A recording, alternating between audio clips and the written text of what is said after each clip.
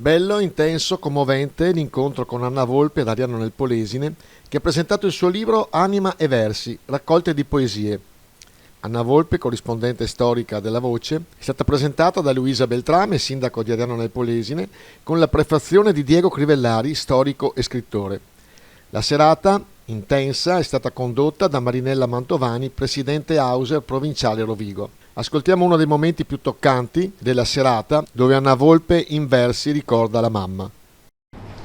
Questa seconda poesia è nella mia lingua, di cui io non ho dimenticato nemmeno una parola, perché quella ce l'hai dentro, è nata con te, te la porti sempre dentro. Io non ho mai rinnegato le mie origini, e quando qualcuno mi fa notare dopo tanti anni io ho conservato il mio accento, perché amo il posto in cui vivo, sono grata a tutte le persone che mi hanno accolto, mi hanno voluto bene, continuano a volermi bene e me ne danno dimostrazioni ogni giorno, ma la mia lingua io ce l'ho nel cuore, perché mi riporta alla mia casa, alla mia famiglia numerosa. Io sono nata in una famiglia numerosa, eravamo 9 fratelli, ecco, e ci volevamo un bene da pazzi.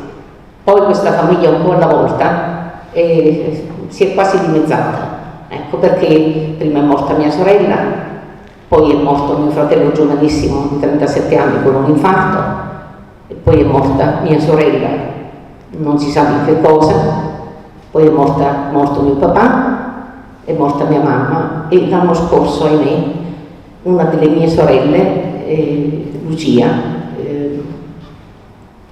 di un male incurabile, ed è stata una cosa dolorosa, devastante per me, che in qualche maniera mi ha fatto rivedere tante cose, ecco. Però sono contenta perché l'ho accompagnata per mesi in questo percorso doloroso, e lo rifarei anche oggi, nonostante le sofferenze. Questa poesia è dedicata a mia mamma che, a seguito di una meningite, quando aveva appena 25 anni, mia mamma fu colpita da questa malattia e non ha mai più sentito, ma potevano, come dire, buttare giù le bombe, ma mia mamma non sentiva niente, avvertiva solo le vibrazioni. Io sono la terza figlia, quindi sono la prima nata dopo la sua malattia, dopo, diciamo, la sua sordità. Quindi quello che mi ha fatto sempre male e che mia mamma mi chiedeva sempre: Anna, ma com'è la tua voce? Perché si ricordava appena quella delle mie sorelle un po' più grandi di me, ma la mia non l'ha mai conosciuta, e io non l'ho mai potuta chiamare mamma come tutti i bambini chiamano mamma, e la mamma ti risponde. Io ho dovuto imparare che per parlare con mia mamma dovevo andarle vicino, la dovevo toccare, mi dovevo mettere di fronte, qualunque cosa io volessi dirle io dovevo scandire. E quando mia mamma non capiva, prendevo carta e penna. Per fortuna mia mamma era andata a scuola, anche se aveva fatto soltanto la seconda elementare, ma sapeva leggere e scrivere, e allora io dicevo: mamma, leggi. E poche volte sbagliava gli accenti, e io dicevo: mamma, vedi, quando io mi fermo così, là ti devi fermare con la voce, ma poi che importa, anche se non indovini l'accento, fa lo stesso.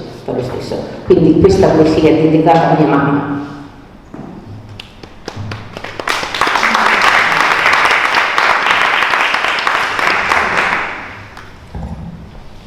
Quando è ancora a sentire, ma la voglia di dei pensieri che mi portano lontano, a tanto tempo fa, e ti vedo bella e giovane, che con forza e con coraggio ti innanzi a sta casa e cresceranno creature. Io ti chiamo una volta e poi tanta volta, ma tu non mi senti, non posso capire ancora. Ti tira la testa e tu ti giri, e allora piano piano, zitto zitto, ti guardo e dico: mamma. È una parola dolce e tiene musica che tu non puoi sentire. Quanta volta l'ha già detta, quanta volta avessi voluto che tu mi sentissi, quanta volta ti anniena Oggi pregate che non sanno tu facesse sto miracolo. E invece mamma, o miracolo, te l'abbiamo fatto noi. Ti abbiamo fatto sapere solamente cose belle e sparagnate tutte parole amare che ti potevano spezzare il cuore. Ma una cosa sola sono sicura, tu sempre sei sentita. O l'uomo nostro dell'amore, che forte forte ti è arrivata dritto al cuore.